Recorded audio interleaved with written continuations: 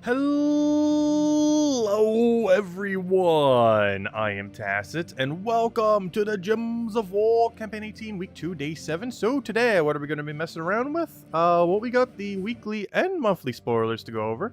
We technically already went over it a little bit yesterday. It might be weird that we're going over it now. We're like a week into the month, but they just posted the calendar yesterday.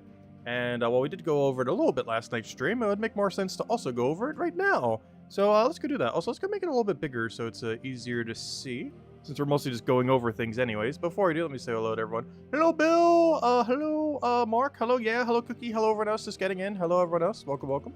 Okay, anyways, let's start getting just a couple of things. So first, let's actually go over the monthly calendar before we go over specifically this week's event. They just posted this yesterday, and we went over a little bit last night's stream, but this is, of course, the time we normally go over all most of the spoilers, so might as well re-mention it now. Most noteworthy things to mention that we have going on this month is the Tower of Doom event is for yellow, and we'll be getting the yellow pole arm, bringing half the colors in the game. That week will be particularly busy, as we were also going to be having a Vault weekend starting on that Friday on the 19th, so definitely the busiest week we will probably have this entire month. While not confirmed, there is a decent chance that if we are getting a patch, it is actually pretty likely. Also, why is there a fly in here? But it is pretty likely that it will be on the 23rd. Not confirmed, but it is probably the earliest date I would say that next patch could occur. It is likely to be later than this, but that's like the earliest one it will probably happen. So who knows? Maybe it will, maybe it won't. I know they're doing the beta test or whatever they were for it pretty recently. So this date seems like it could be possible, though not confirmed. Aside from that, we have our May event starting on the end of April, on the first week of May right there. And I'll be, of course, be coming in for 2 weeks, basically the spring event. I'll be getting a new troop, new pet, all that kind of stuff that it normally ends up bringing. I'm pretty sure we're just getting last year's armor as well, since it has been that case for all of the other events as well. So we're not getting a new armor, but if you didn't already get that armor, you'll have another chance to go and get it. Anyways, that's pretty much everything. Everything else is just pretty standard event weeks as far as each of the corresponding weeks are concerned.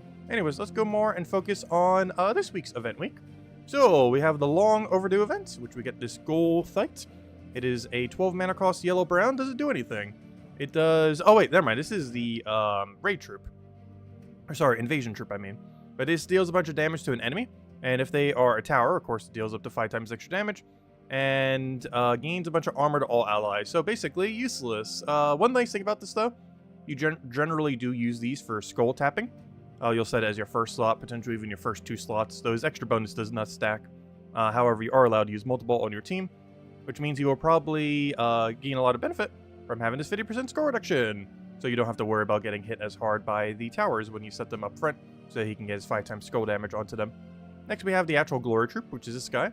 A 13 mana costs brown-purple. The Isban. As far as what he does, it gives a bunch of magic to a random ally. That's interesting. Then summons a random book. Oh gosh, we have a new category of what on earth is that? Oh gosh. New category just dropped. So what's the total we have now? We have Hag, Knoll, Spider, another one I'm probably forgetting, and Book. That's like 4 or 5 different types now that are not actually troop types. Like obviously his troop type is Daemon Mystic, not Book. But what on earth is Book in current state of game? Like, I know a few that kind of do. Like that one thing from Karkaroff and like a few others like that. I have to keep in mind, it's not referring to hero as tome. It's specifically referring to book-like troops.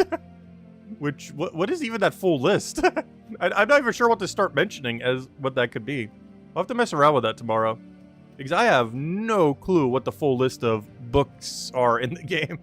Like, obviously, there's a couple that's kind of obvious. Like, the one I'm thinking of is, if we go over to Karkaroff, we have, whatever on earth this thing is. We also have the book from last week, oddly enough, so. Where is it? Karkaroff. I forget what that troop even is. Actually, isn't it still available right now?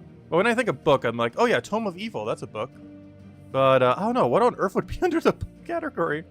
Oh yeah, we had that other thing from, Karkaroff. Yeah, we got that, what, last week, this week? Whatever week we're on right now, I think it was last week.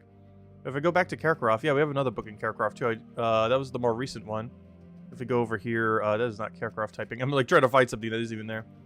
Alright, where is it? Karkaroff. Alright, this book. Like the Book of Witches, it literally has the word book in it. Actually, that's a good idea. What troops have the word book in them? Just out of, okay. So we have the Book of Secrets. We have the Book of Witches. I'm not sure if the Tome of Evil will count, because that's technically a tome. Tomes are books. We have the Tome of Evil. I don't know, what else counts as a book? Anyways, that's what he does. Summons a random book. We'll find out what on earth that actually does tomorrow. Long story short, he's kind of useless. Generally, if you want this amount of magic gain, I'm not sure exactly how much this will be. I assume half is magic. Baron's World, what is his boost ratio? His amount of magic gain is, oh, magic +1? Oh, wait, this is actually not horrible, then. I thought it was going to be closer to, like, what Sacrifice does, where it's, like, half its magic, then has a boost ratio. But no, this is actually all of his magic. Okay. I don't think you would really use this, because Book Summons can't possibly be good. But the amount of magic he gains is not bad. Like, we're talking, like, what, 50-ish? Like, later in the game. We're talking, like, 50, 60 magic. Like, that's not a small amount of magic. It's just going to be too inconsistent to really bother with. Because you don't get to choose what gains the magic, I think, is the biggest issue here. It's completely random, which I believe also includes himself.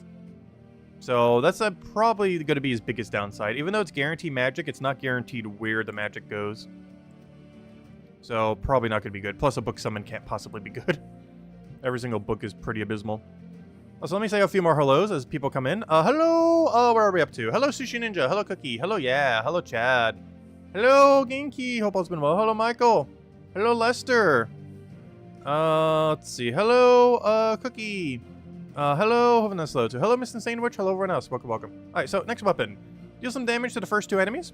Boosted by Damon allies. Alright, we don't even need to read the rest. This is useless. Alright, next. Oh, we have some troop changes here. Troop changes. The Cartographer. Oh, no! Was his ability not intended? Oh no! They're not buffing journey troops. They're nerfing them into the ground. Oh, sad. Was that not even intended? We noticed the Cartographer was creating 1 gem more than he should have. You mean that wasn't intended? Compared to the other Pathfinder journey troops. He was originally set up and ready to go some months back before we changed Pathfinders to create less gems. Well, we fixed this boost ratio to match the other troops. His base number of gems created was missed before he went out. He will now be doing the correct number. No!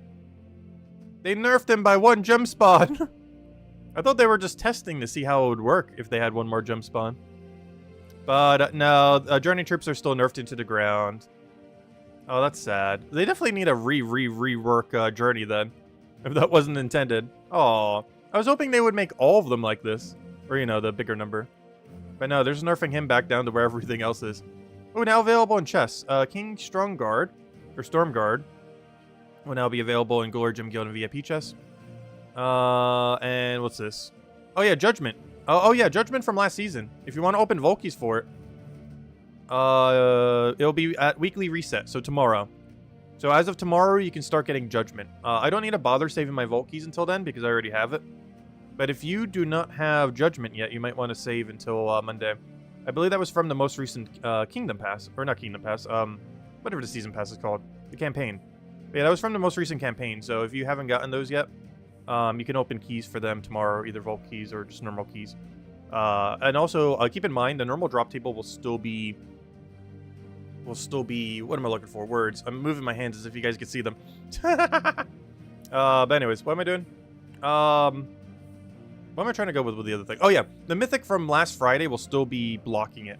So do keep in mind, if you are trying for it, you actually can't next week. Which is actually kind of weird that they say this at weekly reset, because I just realized something. This will not happen until Friday. It says on Monday, but it doesn't actually occur until Friday. Oh, so hello, Isabel. Welcome, welcome. But, yeah, this actually doesn't happen until Friday. Even though this says it's going to happen at weekly reset. Because for Monday, Tuesday, Wednesday, and Thursday, all these drop tables will be completely overtaken by, whatever that useless queen that came out last weekend was. That we covered a video on a couple days ago. So yeah, don't try opening immediately then. Wait at least until next week's Friday is the earliest you could try for this. Though this you could try for immediately on Monday.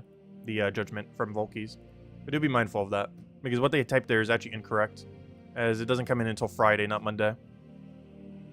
This we already went over. There's the calendar. Oh yeah, I wanted to go over the troop. This is the new, because we were going over all the events.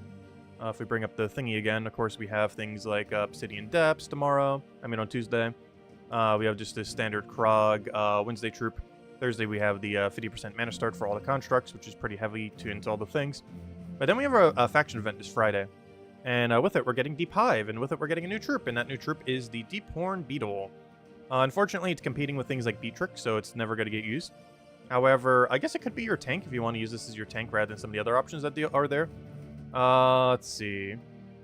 It deals magic plus 3 true damage to the first enemy. And there's an independent 25% chance boosted by brown gems at 2 times per brown. So for just 10 brown, that'd be 45%. To gain an extra turn and half its mana back. It's not better than Beatrix, obviously. This is way weaker. However, this might be it used and then like 3 Beatrixes behind it. Could be viable, as it does have a little bit of score reduction. I'm trying to highlight it as if that's possible, but you can't here. But it has Impervious, it has some score reduction, and it has still some extra turn potential.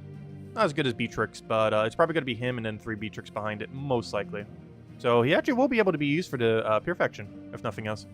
Anyways, I think that's everything. Was there anything else I missed? I think that's pretty much all the things we have going on this week. Anyways, hello everyone. Welcome. Let's see. What did I miss in chat? Someone said I missed a question, but I don't see where the question was.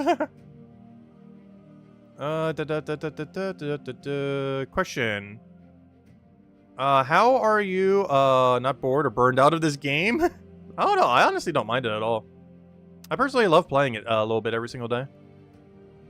I just really like its overall daily system and the slow progression that it has. I definitely wouldn't play it for like hours upon hours upon hours and do like mega grinds like we used to. It's not really fun to grind here and there. Let's see. That's weird. Why don't I even see the other chat? Let me go make it. Oh, you know why? I have it set to top chat again. I always do that. I keep forgetting to click it to live chat. Because otherwise it hides some messages that I never get to see. Hello, Rob. Welcome.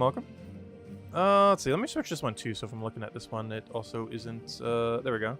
Yeah, I didn't even see Rob there. It blocked out the Rob message from earlier when you said hello. Probably because it's made out of pure emotes, so YouTube's like, no, must block it. Just reading back in chat, and I like to see everything. Hello, Michael. Hello, hello, Rob. I think I'm caught up. Let's see.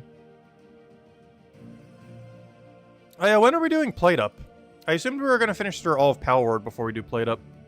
Just so we don't have like multiple series going all at once. Anyways, let's start clearing out some dailies. Our main priority today, go open a ton of Volkies. And of course, I still want to get all the normal stuff out of the way. Alright, that is all horrible things right there. Well, let's go grab that, get our nice instant kill, and go from there. Oh yeah, I'll be doing the Plate Up thing with Isabel and everyone. I'm not sure when we're going to get around to it, but we will. Because one other thing I was going to do before we do Thousand Year Door at the end of next month, I was going to do Mario RPG, the original Mario RPG, because I never actually got to play it, because it came out like pretty much before my time. Like I would have been like 2 or 3 years old when it came out, so I never got around to playing it. But it was like the original OG Mario RPG. I heard it's towards the shorter side, so we should be able to get it done in like a weekend of streaming probably. But I wanted to go play it because we're going to be doing Thousand Year Door, the best Mario RPG ever made, later next month, because it actually finally got a release date recently, and it's like end of next month. So sometime between now and then, I wanted to go do Mario RPG. But we should be able to get that done within a single weekend, whenever we get around to it. Should be 2 streams, I would assume. One stream going through most of the storyline, and one stream kind of finishing out the storyline, finishing up whatever other side content there is. Thousand Year Door has quite a bit more content than that, though.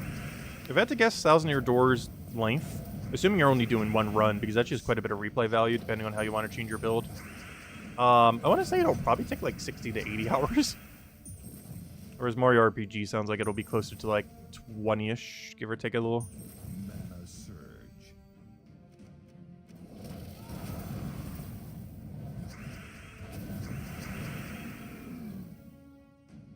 You've been trying all day to try to get the legendary rocket launcher. There isn't really any way to speed it up other than having triple spawns on. You just kill it every day-night cycle, and then, or you know, not day-night cycle, but every single time a day cycle goes by in single player, it'll respawn, and then you just kill it or all 3 of them every time they respawn. There isn't really a way to make it go quicker. Actually, there technically is. If you catch them and then butcher them, you'll get a double roll. Because you get one for killing them and then one for butchering them. So I guess you could speed it up that way. You'll get twice as many. The problem with that is it requires catching them. And because they're level 50, they're kind of hard to catch. Alright, let's go finish out Underspire. We're sitting right in front of a legendary door right here. We have gone like 3 months without getting one of these troops, but hopefully we'll get one at some point. Who knows? Maybe today. Today's finally the day we get one. Alright, what do we even need here? I forgot, we're still using the slow team. Well, it's not slow, but, like, slow relative to the meta of the game these days. It's not slow in an Urskia sense, it's just slow in a, the quickest team comparatively.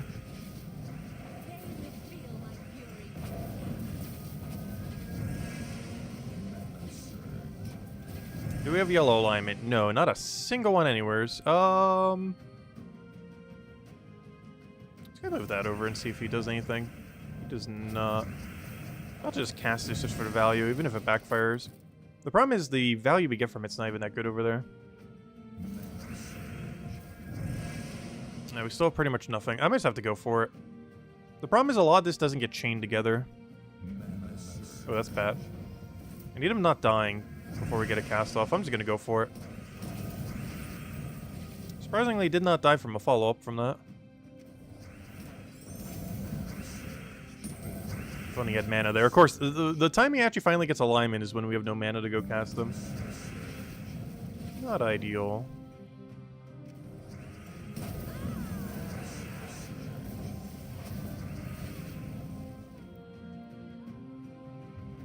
Just a little bit of yellow will kill him out, or red at this point.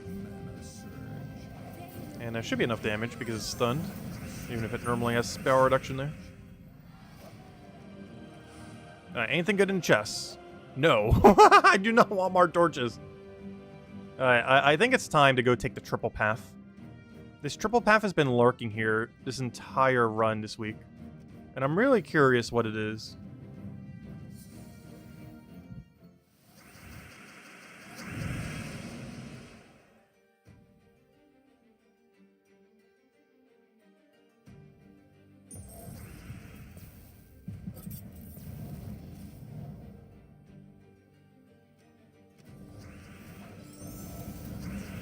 Yeah, I think the main thing that puts people off to what Rob mentioned, I think the main thing that puts people off to Gems of War is mostly the slower early game.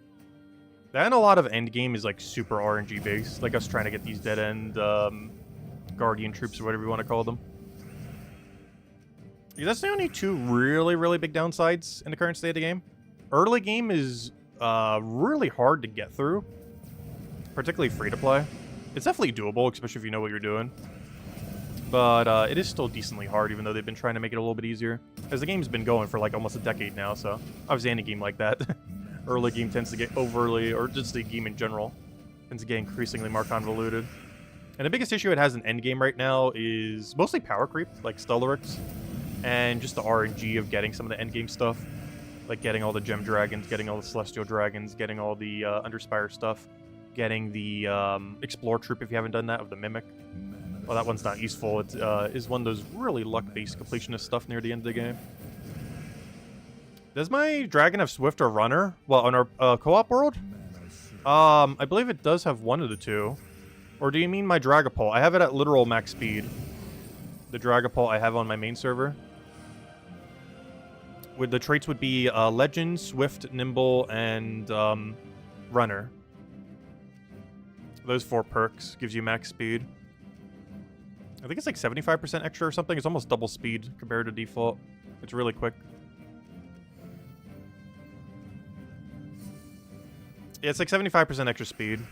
And it's just every single speed perk in the game that currently exists.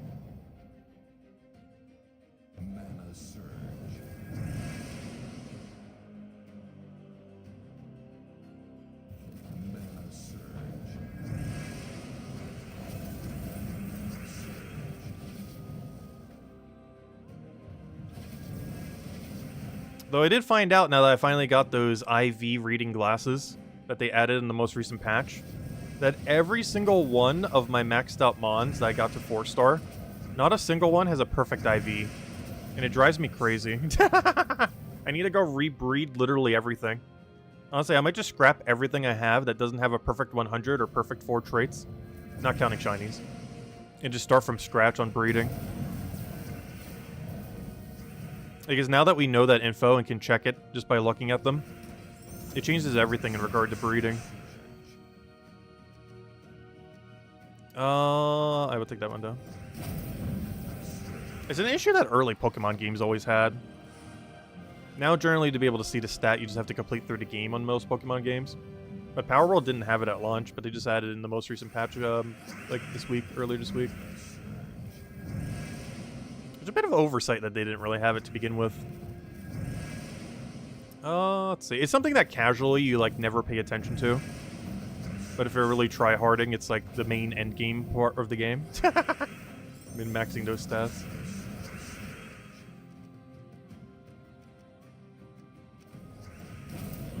Also, unlike in Pokemon, I believe when you boost it, they actually breed down their boosted stat, which is kind of cool. So getting the boost stuff is really hard to get. Also, I haven't tried to check to see if you can boost over 100. I assume you can't. It'll be like, this Mon can't eat that. It does nothing.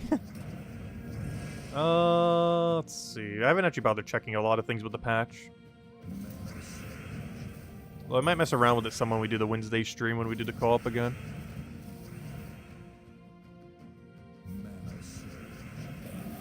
I might have to be the dedicated breeder for the server then. The problem is I'm really bad at like quickly looking up all the breeding charts though. But I like the actual breeding process otherwise. It's just really annoying to have to keep checking third-party resources. Check what breeds into what. What do we need here? Take that one over. Oh, if I could ever get it. Can we please cast this? I would like to have any amount of alignment before I click this button. With so much damage right now, I might as well go for it. I keep forgetting. It does boost ratio based on how many doomed enemies or doomed skulls there are. And since there was 2 doomed skulls, that was enough for kill range. Can I buy your jet dragon? Could you imagine if they ever had that? Like trading from server to server in Pal World? The problem with that is they would have to fix like all instances of hacking and everything similar before they would ever do that. Honestly, I wouldn't even be surprised if they did like a full server wipe before they ever added like an option for that. Because that's an issue that Pokemon has always had for a very, very long time. There's too many hacked creatures everywhere. What do we need here? We'll take that one over.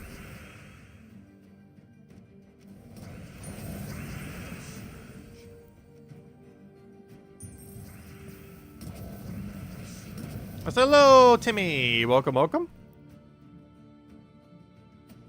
You think with the changes they made to PvP as of late has made it even worse? Oh yeah, PvP did get worse as the most recent change. They are still in the midst of tweaking it. One thing that's kind of interesting about the current state of PvP though is this is actually what they intended it to be originally, but it wasn't working properly, but now it is. But the current state of PvP is actually how PvP was supposed to launch when they initially reworked it. But there was a bug making it so it didn't work that way. But then they fixed that bug, and that's where we are right now.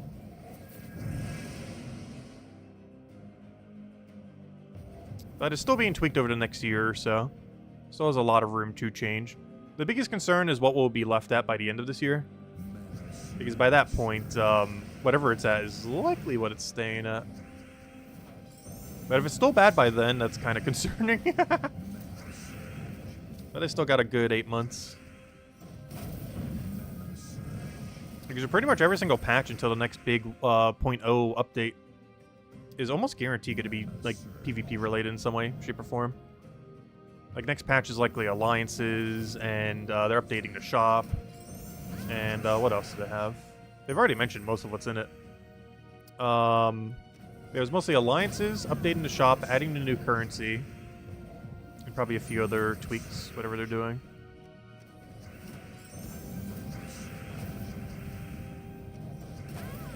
It's one of the reasons I'm still holding on to my gold medals, even though currently they're best dumped into, what do you call it? Deed books. I'm hoarding them just in case they do somehow have something even better valued in Deed book. I can't really imagine what it could possibly be. But, you know, I'd rather not have 0 in case something better somehow comes around. Or something actually worth collecting, because those PvP pets, not the greatest to go collect. However, if they did something like, I don't know, some kind of weapon, some kind of legend or mythic you can get with it, then that might be a little bit more enticing, like one that's definitely guaranteed never going to come into drop table.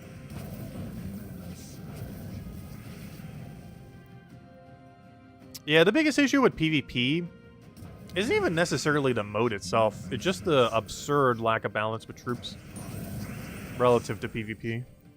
It's an issue Arena has had for a very, very long time. But now we're starting to see it more for normal PvP. Now that everyone's not running 4x Firebomb teams.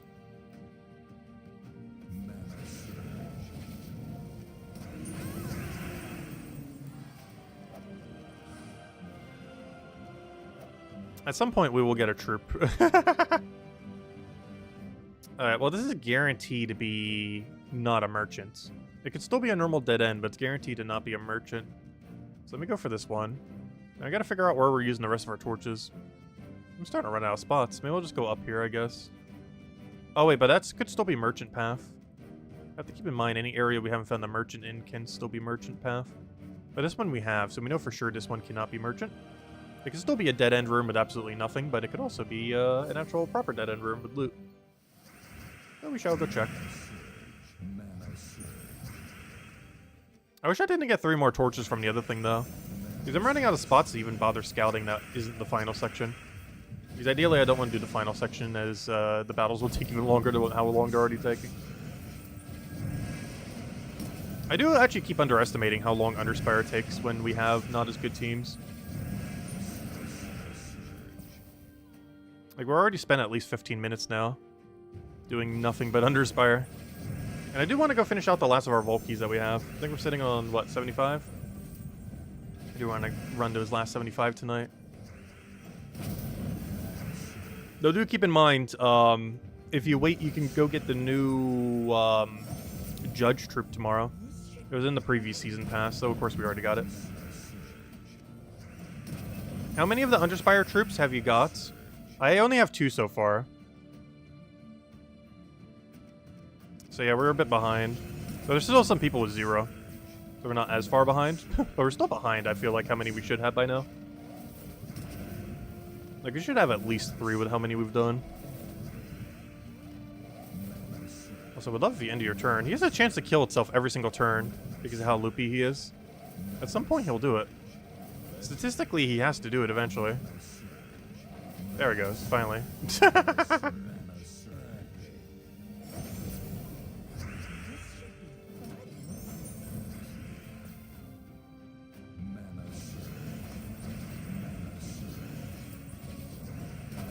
think that's the most blessed gems I ever saw on the board. I had almost like 5 going at a time. Oh, why'd I do that? We already had enough split damage to win.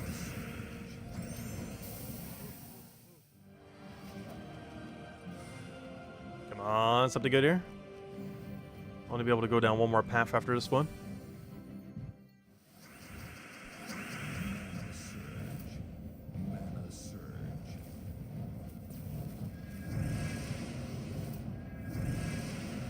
Yeah, that's the only really bad thing about having to get these troops too. If we didn't need to get these troops, I would not be taking to dead ends like I am right now. Because their loot otherwise is pretty mediocre.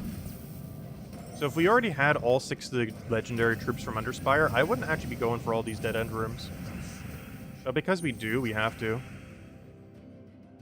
In order to eventually complete them. Which is really unfortunate because once they're completed, you would never go for extra dead end rooms ever again. Or at least you wouldn't spend extra gems to go out of your way for it. Obviously, if you have some spears, you would go for it. But you wouldn't go out of your way to do more once you have them all. Because there wouldn't really be anything worthwhile to do so, as their loot is pretty mediocre overall. So the earlier you can get them, the better. But it's completely luck-based.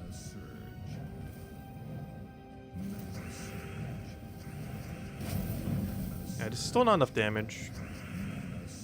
But this into the poke will be. And there we go. Nice, we did get a room. Unfortunately, it's a tier 1 room, so it means nothing. No, it still has a chance at a legend. Bit of a lower chance, but still enough. Enough that it could happen.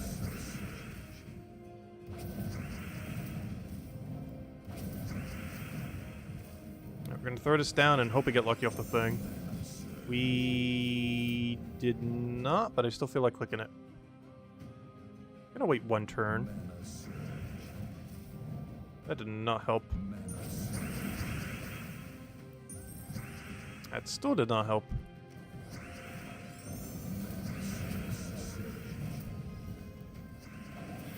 Oh, the guy I was about to click just got webbed.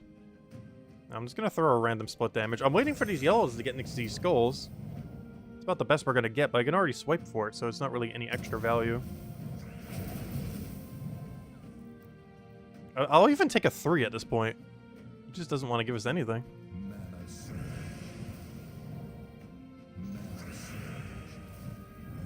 Nope, still nothing. At least we can cast this guy now. Well, we had it for a second and then he ruined it. I'm about to just cast this for complete blank. This is one of the reasons why you don't tend to use Enrage Kyrandir too often, or anything that has like the AoE into skull spam. You're just waiting so long for them to get any amount of alignment a lot of times. It would help if we had the gem spawn for it, but we don't really have room to put it on this team. Like right now, we don't even have a single 3-pair that we can align on him, let alone an extra turn. And same as... Oh, no, finally we got one. Okay, finally. Go. It's only a 3, but I'll take it at this point.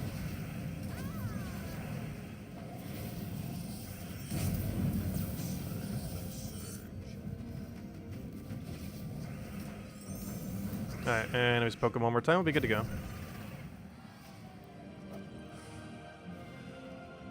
We got a Nisha! Well, out of all the bad things we can get, that's actually one of the best things. So that's not bad at all. Or, you know, of all the things that are not the drop we're looking for, that's pretty much the best one. Alright, let me just take one in Section 1. Do we still have any? Yes. Going up here in Section 1 is still a path, so let me take this one. The reason I'm taking this one is not only will the battles die instantly, but also... the merchant is already found, because it's already on the primary path in Zone 1. So there's a 100% chance there's no merchant over here. It's the last section we have left where the merchant is actually scouted. Though this would be an area where changing out our team for not Enraged Kyrandir in first slot would be beneficial. I think Mikhail in first slot would actually be a little better. We only have like 4 fights, it's not going to be that big a deal. Yes, you can get troops in Underspire. It might not seem like it, based on their drop rates. But yes, every dead end room you do has a chance of giving you a troop, of which there are 6. And they're all required for a Kingdom Star upgrade. Eventually. Or technically instantly. However, with how the star system currently works, unless they expand it, we will eventually reach a point where they might not be required for a Kingdom Star. As of currently, every single one of them is associated to a Kingdom Star upgrade. Alright. Oh, we found one. If I don't get torches here, this is the final room we could take, as there's nothing we could do with 1 torch. Though I do not want to see a torch here, though. What I want to see is the legendary troop. Alright, what do we get? We got... No! We got a torch! Well then. That's not ideal. Is there any section left we have not done a section in? Like a room in. But it already has the merchant found. Let me go hunt for every merchant we've seen so far. So we haven't found the merchant there yet. We have found the merchant here, but we have taken every possible option. Let's double check. Yes, every possible option has been taken. Oh no. Yeah, there's not much we can do with this torch then. Every area that has a already scouted merchant,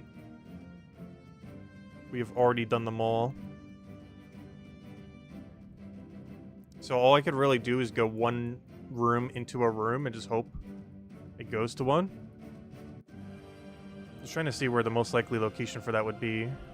Is there a section here that has like a double going on? Like a double path anywheres? Because this one only has a single path, which means that one's to the merchant most likely. This one's to the merchant most likely. Is there any that still has like 2 paths going? This one has a lot of room. I think I'm going to take this one. I'm gonna hope that this one goes into a double that goes directly into a merchant and a dead-end room somehow. It likely doesn't, but it's like the best we could do with one torch. Well, technically we have two, but you know, one torch looking in. Because if there's not immediately a treasure room here, there's nothing we can do. It is the end of our line.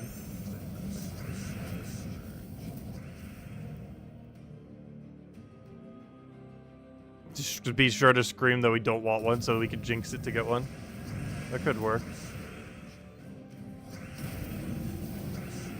I'm not even sure we're going to get a room here. We're likely not even getting a single room. Because I'm very doubtful that this will immediately lead to a double dead end here.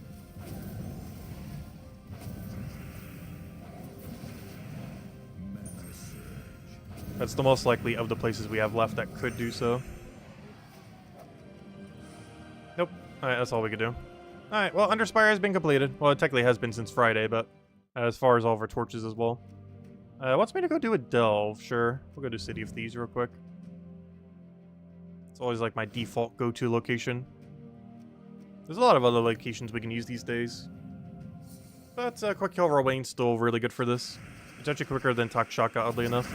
Assuming it gets its mana initially. He's getting full mana Rowain or full mana Black Manacle, both one shot here. Hey, Merchant, do we need this? What do we have? We got nothing. I don't know, do I want some brown deeds? Honestly, I've been skipping on any color that isn't purple lately. Like, unless it's purple or an Imperial, I've been skipping. Just to not consume all my gems. So I've been doing so much less Explore 12 that my gem stack actually has been increasing rather than decreasing, oddly enough. For the longest time, it was actually going down, but because I've been doing so few things that give us merchants, it's actually been going back up. Because that was the biggest gem sink pretty much added last year, about a year ago. Was like the whole merchant mechanic. Because they had some really good deals on a lot of really needed resources. But now, we haven't really been doing much Explore. Other than for maybe like Vault event weekends, in which we already gained so many gems that kind of keeps up with the rate. Alright, Delve has been completed, so every daily for that has been done. Alright, what else do we still have? Adventure board, anything cool here? Oh, yellow deeds, good thing we checked. Grab our yellow deeds real quick, and I think that's every daily but what, PvP? So we'll go tap PvP real quick, and then we finished off with a ton of Vault keys. We have 75 to go open. And we'll hand out a code every single time we get a cool drop. Or maybe not every single time, but... on the first very good drop, we'll hand one out. Now, if any of you guys saw last night's stream, we got so unlucky. It might have actually been one of the worst loot pulls we ever got from 75 Vault keys. It's hopefully a little bit better luck tonight. Which reminds me, I haven't handed out a code yet. I'll be handing out 2 tonight. Guess we'll go hand out 1 as soon as we clear this out, and then we'll hand out the other during the Vault grind. I believe we have 75 left. I think I stopped exactly at 75 last night. Unless I grabbed one from another mode. Yep, 75 on the dot. Oh yeah, we still have the arena event. Ha ha ha. Oh, so I just realized we have over 30,000 gems right now? Wow, we really repaired. We were at the point where we're almost about to dip under 20,000. We repaired all the way back to 33,000. Still got a ways to go before we hit like 100,000 or something though, but we'll get there. Anyways, oh yeah, I need to go fix these for when I do the Monday video tomorrow. Anyways, let's go to PvP. And let me go hand out code. So for today, what? We just do, yeah, we just get 3 Valhawks, do 1 buff, and be good to go. Alright, let's go do just that. We'll take the easier buff. Where's the purple one? Being purple. Use this one we can use Takshaka for. Anyways, here you guys go. Here is the redeem code. We'll have another one in a little bit. Enjoy. There you guys go. Alright, I'll take that one over. What else can we do here? We got a little multiplier just sitting there. Can we do anything with it? Not really. Let's move that one over. There's Stellaryx going. Get our 5 one-shot Stellaryxes. Actually, it doesn't actually one-shot the last 2 fights, but I wish it did. If they're gonna make Stellaryx broken, you might as well go all the way. It might as well be like Dust Devil where you instantly click it to win. No, they definitely got to nerf Stellaryx. I'm in the nerf camp. It's just a little too strong. Like, I feel like I can't use anything else just because of how strong Stellaryx is. Like, they nerfed all the Journey troops because of that. Yet now everyone's just using Stellaryx because they buffed that, like, a week later. Which makes, like, no sense. Them nerfing Journey troops for balance, and then buffing Stellaryx the following week to make it the strongest troop to ever exist in the history of the game, pretty much. The only thing that's ever been stronger was, Bone Dragon, or not in that order, Great Maul Bone Dragon. Back when Great Maul could infinitely trigger a 50% Devour, and Bone Dragon could add no cap on how many skulls it could create. Basically leading to one skull spam. Basically, one cast of Bone Dragon auto won you to fight. And he was a 15 mana cost 2-color troop. Similar to how Stellaryx is 32 6 mana cost auto wins you to fight, pretty much. But with Bone Dragon, it was like super auto win. Unless the enemy also had a Bone Dragon, which led to a lot of Bone Dragon versus Bone Dragon fights. This is our Orlaz, Stellaryx. Honestly, that's the easiest way to tell if the meta's ever too broken, in probably this game or any, is if the best counter to the best team is literally using the exact same thing against it, you might have a problem with that being strong.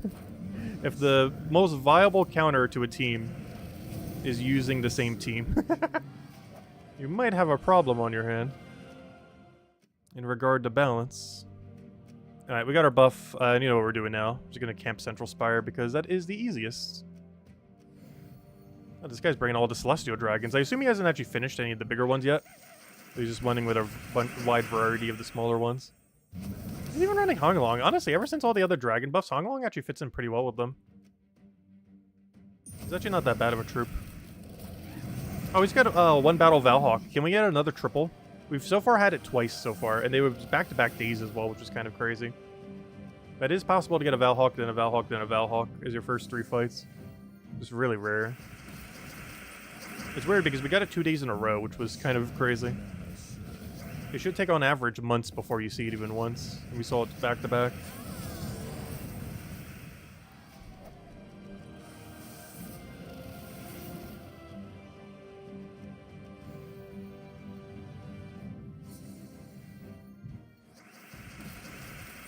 Yeah, realistically, anyone who's still trying to go for Stellaryx, by the time you get it, it probably will be nerfed.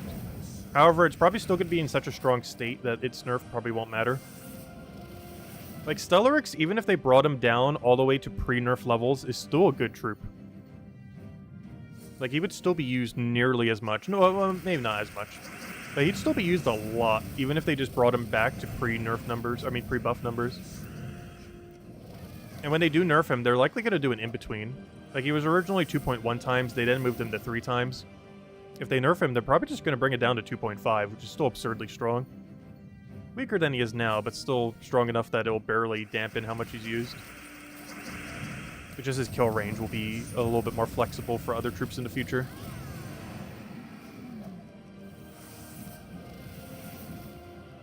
It'll also technically make him like, what, 15% weaker, 20% weaker?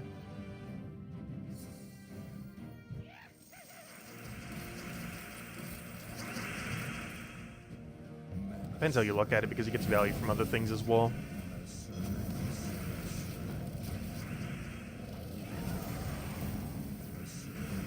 Because his damage is not his only aspect, of course. He's actually really bulky as a troop, particularly in spell reduction. And was that my third one? Or my second? Second. Okay, just making sure. And he also obviously has really good extra turn potential. It's not like absurdly high, but it's good enough to get away with winning a lot of times. When he only has to cast a few times to win. Like, he's definitely not the most consistent looper in the game, that's for sure. But like many looping troops in the game, it's looped just enough to be viable. Like, you normally loop enough to win before it ever misses. The problem is when it does misses, you're just so dead sometimes. Especially if the enemy team has a proper infinite loop like Beatrix. Or Truffle, or anything similar.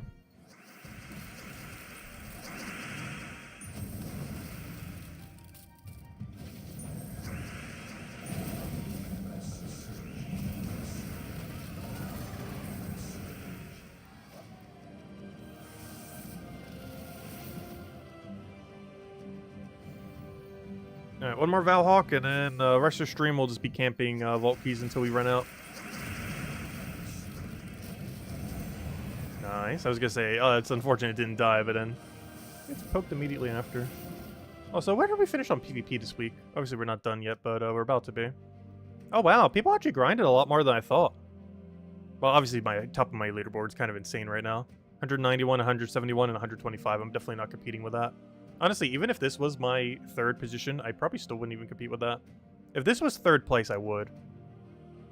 But if this was third place, I probably wouldn't bother. And if this was for 3rd place, which it currently is, I'm definitely not gonna bother. I think that's top 100, is it not? Is that like 127? Yep, it is. All 3 of my leaderboard right now is top 100. No, thank you.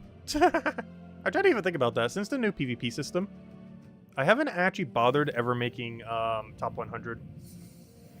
It's kind of funny because we actually started this channel pretty much by going for a rank 1 PvP grind. But since they've reworked the new PvP system, I haven't actually bothered going for even top 100, let alone rank 1. I definitely would try for rank 1 in the current state of the game. Like, we're talking like 16 plus hours a day of PvP. Which, no thank you. Even a balanced PvP, I wouldn't want to do it that long. That's just too much. Like, you're talking easily bare minimum 60 hours in a week, if not more.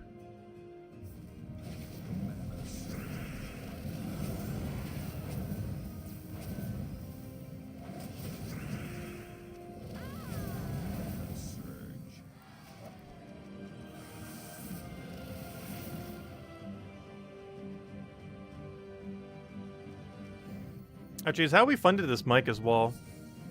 The story behind this mic is we actually had a really bad quality mic. And we basically ended up kicking off, because we still had like a few videos, but we kicked off streaming on Twitch when we did it for like a month, when we were still back on Twitch. But we ended up doing it like a week-long PvP grind for rank 1. And the goal by the end of the week was to try to raise $130 for the new mic. And we got it within the first day. So we just kept going the rest of the week. Oddly enough, we didn't get that much more money throughout the rest of the week. It was kind of funny because our mic quality was so bad at the time. I think we got the money for it within like the first 2 hours of like 70-hour PvP grind week.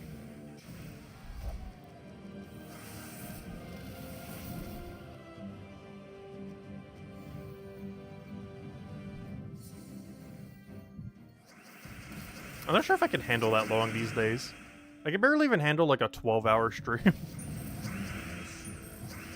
Let alone like 7 12-hour streams back to back to back to back to back throughout a week.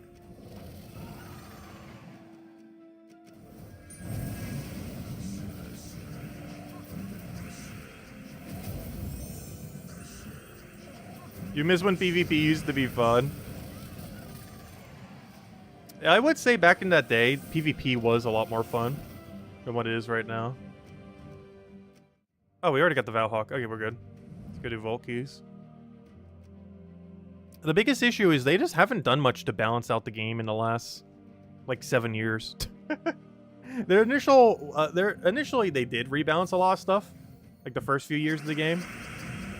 And then they started to go down the path of, like, adding counters to things without really nerfing them, which led to a lot of power creep and things that were always way too strong, just always staying way too strong.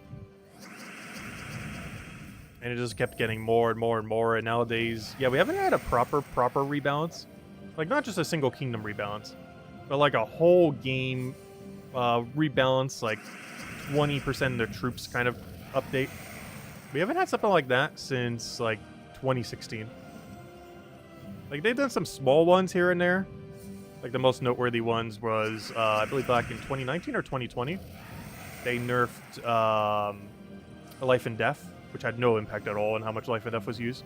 They nerfed Skeleton Key into the ground, and a few other nerfs similar to that. The big issue they've had with nerfing and buffing in the past is sometimes when they buff something, they nerf it. Sometimes when they nerf something, they buff it. And a lot of times when they nerf something properly, they nerf it so hard it's never usable again.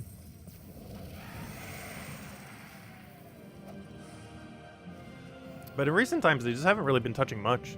The most noteworthy one they've done recently, or most recent two, that are particularly noteworthy is obviously Journey Troops getting nerfed to uselessness, and Stellarex becoming the entire meta of the entire game by a mile and a half. But that only affects like a dozen troops out of 1,400 something. It's not even 1% of troops that got affected by every update they've done to troops this year so far. Less than 1% has been affected. Which is the biggest problem with a lot of their balance updates these days. is even if they do rebalance, let's say a whole kingdom, that is still less than 1% of the total troops in the game. If they go rebalance like 20 troops from a single kingdom. Actually, never mind, it is slightly more than 1%, but barely. It was like 1.5% of the total troops within the game. Which is not a lot. Like, we need balance patches that hit, at bare minimum, like 5% of troops total in the game, if not 10%. If not even higher. Especially if they're only planning to do like a few big updates a year. Like each time they do it, it has to be at bare minimum. Like if they plan to do 3 updates to troops overall per year, they have to hit at least 10% of the total troops in the game each time. Which in the current state of the game would be about 140 troops each time they do a rebalance. Whereas the average rebalance hits like 10 troops if that. And a lot of times it doesn't even rebalance them properly. There's been a lot of kingdom updates, or, you know, like kingdom rebalances, where troops that got rebalanced and were supposed to get buffed got weaker from the rebalance. Like Fire Lizard when they did Broken Spire. They tried to give him better burn, which technically they did, but they nerfed his extra turn rate into the ground, which is the whole reason you even used them to begin with. The weirder part is they didn't do it with Ice Lizard. Oh, we got a Vulcan or Volky. So now Ice Lizard still creates 7 blue gems, whereas Fire Lizard creates 3 burning gems instead of 7 fire gems. So now there's not only just it being nerfed, but also an inconsistency amongst the troop type. Because they just did it for Broken Spire, they didn't bother doing it for every lizard type troop in the game. It'd be like if they made Rockworm have an extra gem spawn, but then did do it to all the other Rockworm-like troops. But in the case of that, they actually made it weaker, not stronger. As creating 7 reds or 7 blues is a lot stronger than creating 3 fire gems or 3 ice gems. Though in all fairness, 3 ice gems might actually be stronger in some situations. But from a loop perspective, it would nerf its extra turn capabilities. Whereas 3 burning gems is just definitively worse than 3 or 7 red gems. Especially since I believe the ability still applies a burn. It just also has the burn gems on top of it.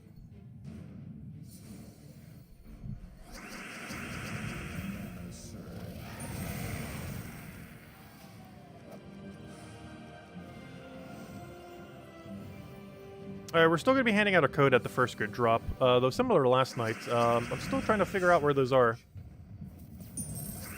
We're about to go about 150 keys straight without a single drop that's like the really high tier ones. Though similar to last night, we might have to lower our standard near the end. But in the last 100 keys or so, we haven't seen a 300 gem drop or any of the bigger major orb drops.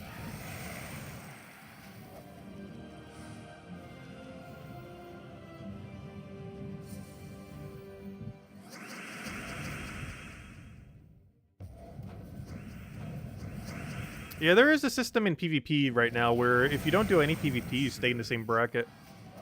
And I believe you still get the 10 thingies per day as well, the 10 silver marks. So even if you don't touch PvP, but you just camp diamond rank, I'm pretty sure you're still getting 10 silver marks per day, right? You're still getting something from being in the higher league. And will never actually go down. Though that would change if they ever re-add Guild War. Because that would likely count as doing a PvP fight. Though, it's definitely not coming in next patch.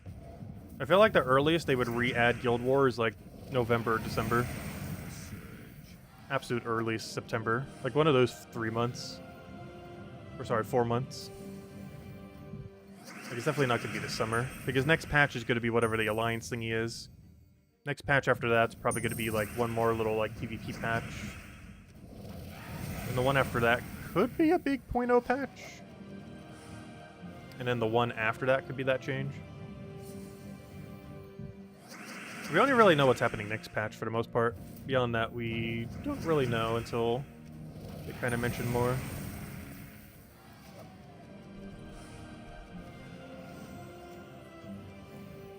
Alright, 50 keys left.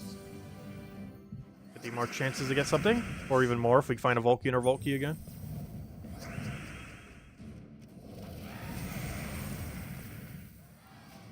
When it comes back, Bronze League, here you go.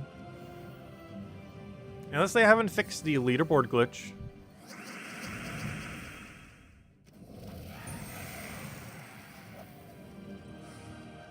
Because right now it's still possible to go up ranks even if you don't make top 3. Or top whatever your threshold is for the bracket. Because it's only top 3 near the end. At the lower range is like top 7, top 10, whatever it is that moves up. I keep forgetting. It's only the really end game does only the top 3 move up.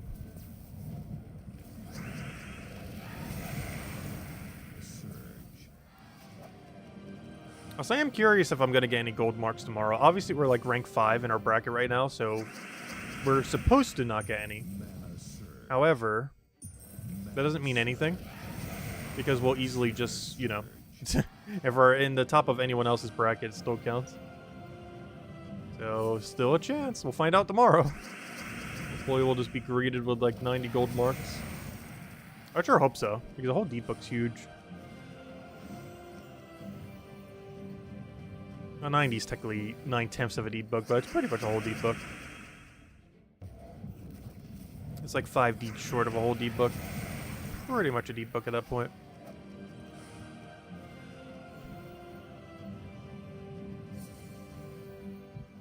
Sadly, no Beacon or Shadow Peak plush. Aww. Yeah, I'm still curious to see what happens with Power World overall. It seems like it's lost a lot of its player base, but honestly, that's kind of a good thing than a bad thing. Because now only the dedicated players are left playing. Everyone else was mostly just there to monetize on the hype. But anyone still playing Power World will probably be there for the long run.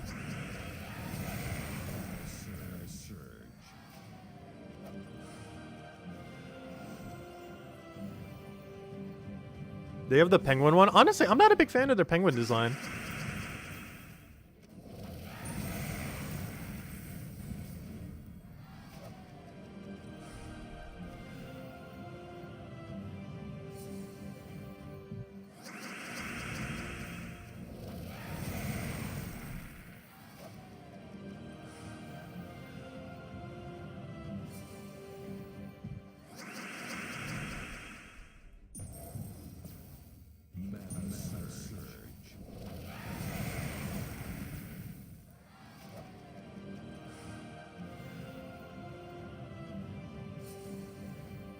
You want the Ephydrin and the giant Chillet. Giant Chillet does sound interesting. Oh, we got it! That sounds even more interesting. Major orb of minions. Wait, which one is Elefindrin, though? I forget which one that even is. Can you describe... Isabel, can you describe for me what an Elefindrin is in Pokemon terms? And then I will immediately figure out what it is in like 5 seconds. There you guys go. Here's the redeem code. Final one for the stream. We finally did it. After like 100 keys, we finally got a good drop. I was gonna say, about every 100 keys, you should get at least one really good one. It's a cute dragon. I don't remember which one it is. The cutest dragon is definitely, Quivern.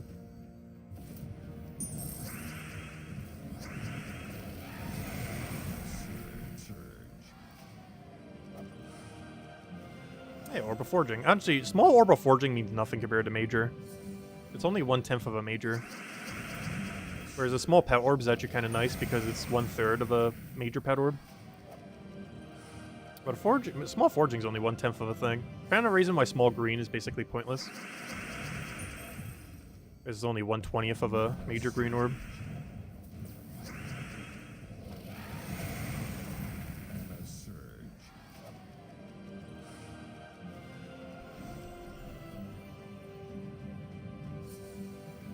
Hey, they sell it in alpha form? That's funny. Oh yeah, that reminds me. I don't think I mentioned it on stream, though. I think I messaged both of you with it. Though I guess Cookie hasn't heard about it unless you guys shared it with him. Is Cookie even here? Also, hello, Minnie, by the way. Welcome, welcome. But, the first egg I got from that new raid system was an alpha. I'm not sure what the chance is, because I haven't seen a single alpha from breeding yet. But the first egg I got from the new raid system was an alpha of whatever that new thing is called. Also, one thing I've noticed when I've been looking at stats, I believe alphas and shiny have a higher chance of having better stats. Because when I've compared just normal pals compared to alpha pals compared to shiny pals, it seems shinies have the best odds of having better stats. And alphas have slightly better. So they took that same system from Pokemon as well. Not exactly, because I believe in Legends Arceus, Alphas had 2 guaranteed IVs, where Shinies these days, I think they did for some amount of time have better IVs, but they actually have 0 better IVs, oddly enough, in normal Pokemon games these days. They don't come in with any guarantee stats. Whereas Alphas in Legends Arceus, I believe, had 2 guaranteed max stats. But in Power World, it just seems to be a higher chance that they'll be higher rather than guaranteed highest.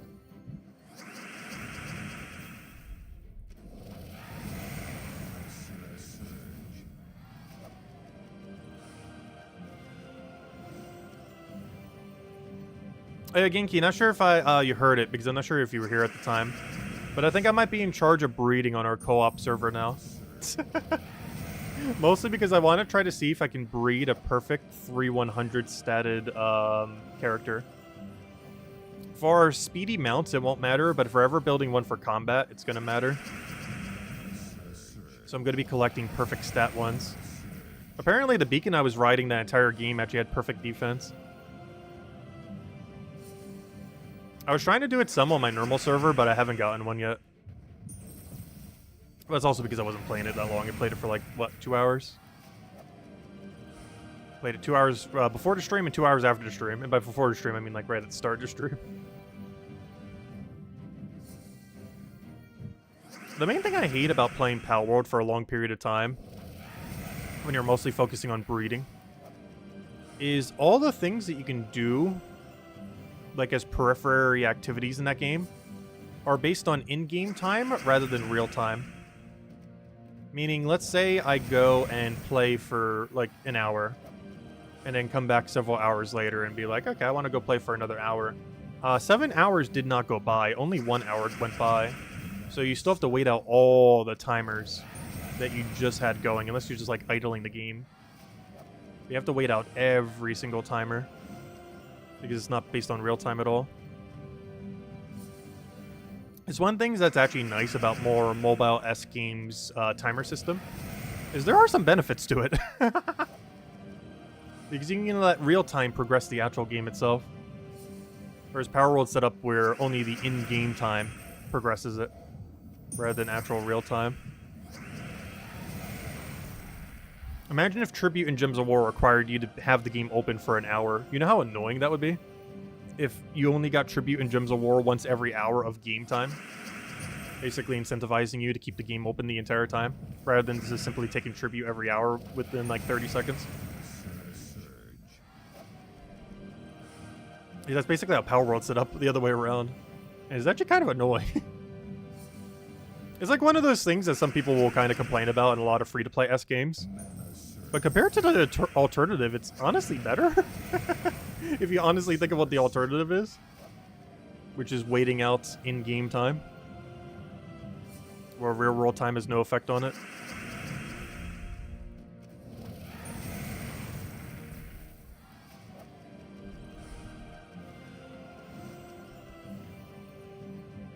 Because the inverse argument to that is, of course, if you don't check it like every single day, then you're like missing out on loot and other stuff like that. But slightly better than having to always actively be playing in order to progress anything. Or idling the game in the background so it progresses. Which I guess a lot of AFK games are like that. Like all of those AFK mobile-esque games. I never really got too much into that genre. I played them a little bit back when they were like on the like the big craze of them was around, like back in like 2017 or whatever it was. But I never really stuck around for the genre.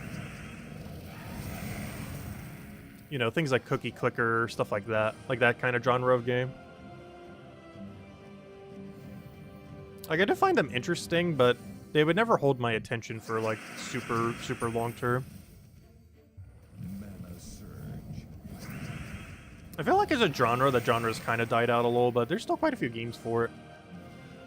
Probably at least a good few dozen. Oh yeah, I know exactly what that looks like now. That's that one fairy dragon. Is that one like bluish white looking fairy dragon thing? There's an alpha of it of level 30. Yeah, see, that's all you had to do, and I know exactly what Pal World Trip it is now. Yep. There's a level 30 spawn of it, like northeast on the map, blue and white, like a white stomach kind of thing. Fairy-like wings. Yeah, I don't know any Pal World Mon by their name. But the second you describe them in Pokemon terms, it's like, oh yeah, that one.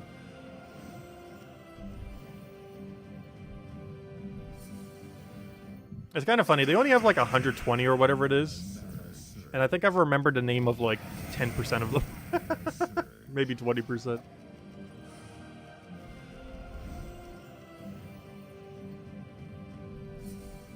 Actually, Gems of War is starting to get that issue. There's so many troops, I keep forgetting their names for some things. Especially non-meta recent troops. Ones that I kind of forget about. Like, I can't remember what, like, 5 months ago, what non-meta troop came into the game that has, like, some kind of weird name. Now that we're heading close to 1,500 total troops in Gems of War.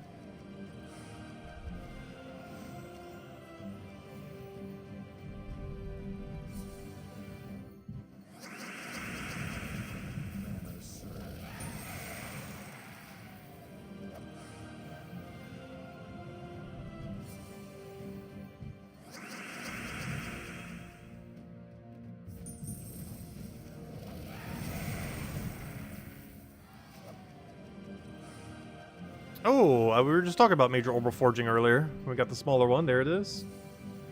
Also, one thing I want to go do on the, I believe, 8-year anniversary of the channel. I need to go double check what year it is. I think it's the 8-year anniversary of this channel, which is the 23rd, I believe, this month. So in a few weeks now, actually. Hey, what event do we have going on that day? I forgot. We have a calendar now. It's a City of Thieves faction event, oddly enough. Oh, you know what's funny? That's patch day. Well, not patch day, but it's the day I keep saying is probably the earliest day that the patch could happen. That would be really, really, really funny. If for the 8-year anniversary of the channel, we get a Gems of War patch. Oh, that would be so amazing. I don't think it has ever happened once in the history of the game where we had a patch for Gems of War on the anniversary of the channel. Primarily focused on Gems of War. Obviously, we've done other things over the year.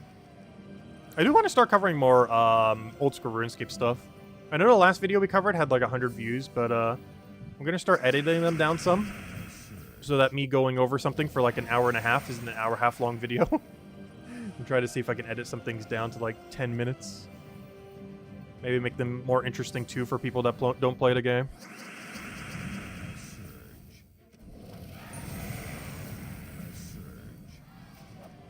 Yeah, they did want to start covering stuff for the game.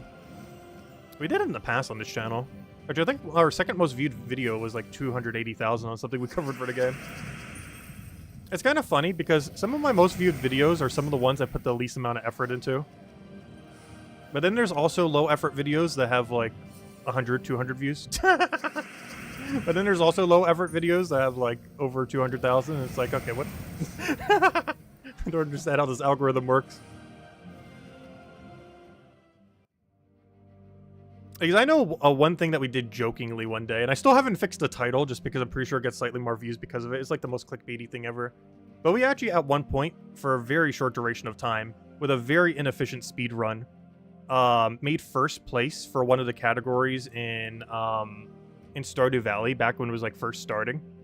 And it was just something I randomly recorded for like no reason. Actually, my most viewed video on the channel is actually like that too. Both of those two videos, one of them was literally just a stream clip. The other one I just recorded just randomly, just because, oh, why not? There's just like this fun glitch. Might as well just mess around with it. And now both of them are like over 100,000. One was like over 300,000. And they're like two of the most low effort videos I think I've ever posted on a game that wasn't Gems of War. Yet they somehow did it insanely good. It's strange. YouTube is weird. Anyways, those are 2 redeem codes we handed out. 4 treasure maps, 2 gem keys, 400 souls, and 5,000 gold. Oh yeah, I never did use that XP booster. I'll just use it later tonight or tomorrow then. Actually, I can't use it tomorrow, but we can use it later tonight. I just do some Dust Devil on it. Anyways, guys, I think that'll wrap it up for now.